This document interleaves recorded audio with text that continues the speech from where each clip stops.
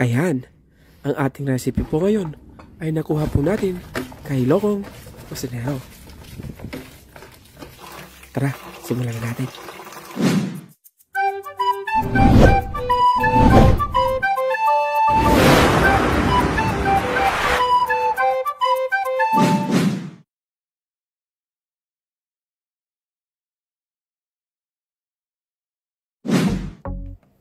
Ayan, meron lang po tayo dito isang peraso ng ating repolyo o yung ating cabbage.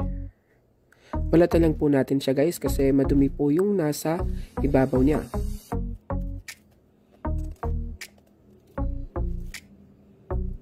Pagkatapos mamaya po natin siya babanlawan pag nahiwa na po natin. So, tanggalin natin yung gilid na yon. Siguraduhin lang po ninyo na magandang cabbage po ang inyong makukuha dito. Ayan, hatiin lang natin siya sa gitna and then tanggalin natin yung matigas na part.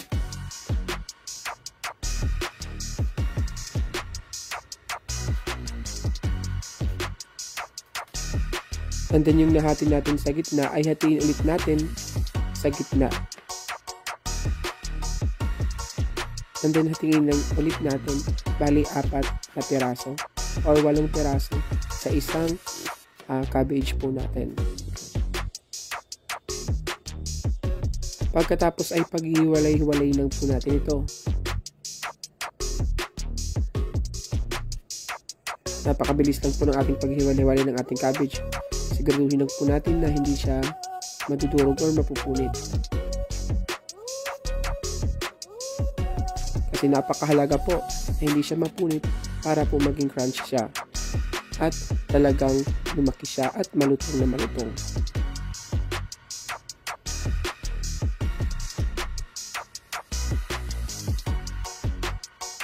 Ayan, hiwalay-hiwalay lang natin silang lahat. Pagkatapos ay hugasan lang muna natin siya guys. Ibabad natin siya sa ating tubig para matanggal yung mga germs. O diba? Ayan, hugasan lang po natin siya ng maigi. Pagkatapos ilipat na ito sa ating bowl and then lagyan natin ng tubig dahil ibababad lang natin ito and then lalagyan natin siya ng ice. Babad lang natin para maging crispy siya. Pagkatapos sa isang mixing bowl natin, mag-crack tayo ng isang buong itlog.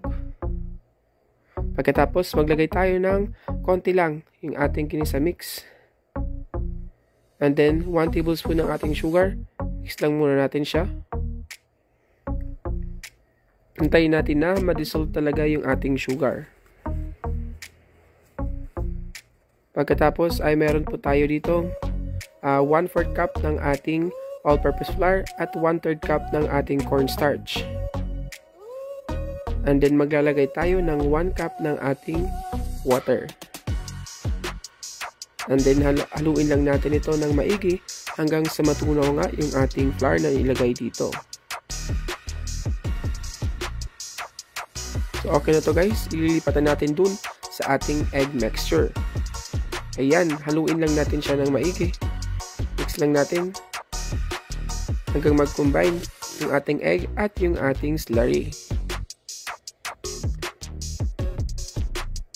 Haluin lang po ng maigi. Pagkatapos set aside lang muna natin siya. Ayan.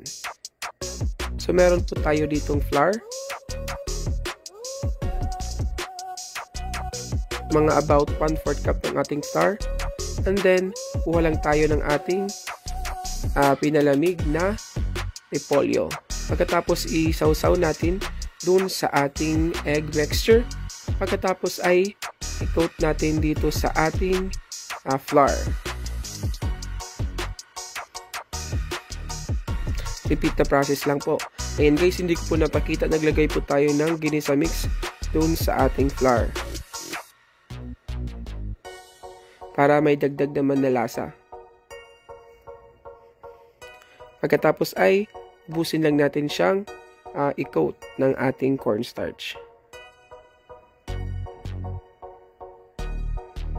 At pagkatapos guys ay mag-prepare na tayo para sa pagprito nito.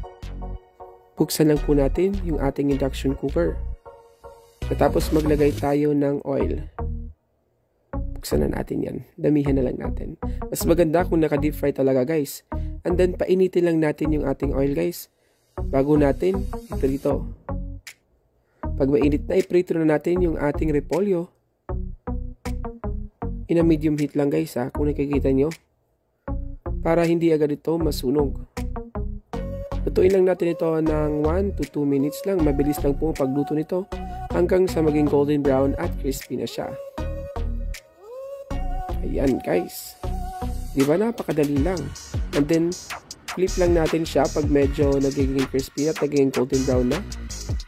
Para po hindi siya masunog at hindi siya maging mapait or mapakla.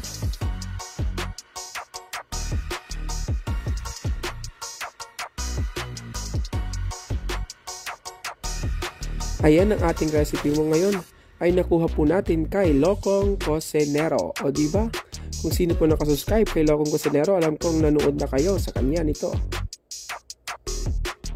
Meron po tayong consent sa kanya na gayahin natin yung kanyang kakaiba at napakasarap na recipe.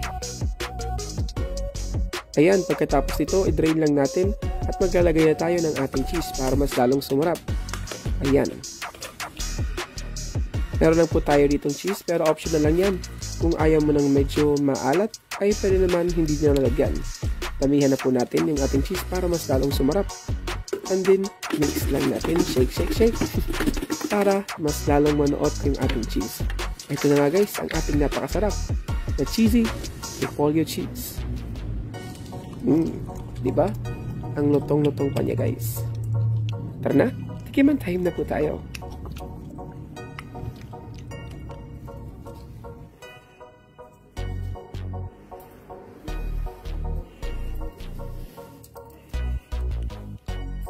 Yun no, rinig mo ba yung kanyang crispy at pagkalutong na lutong ng ating repolyo chips. Ayan, mag-subscribe ka na po sa ating YouTube channel at sa ating Facebook page, Happy Tummy by RD. Maraming salamat sa panonood and see you again on our next video.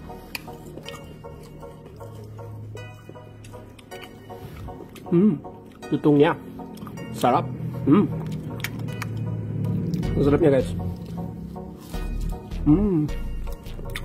Malutong siya. Perfect. Hearted. Bye!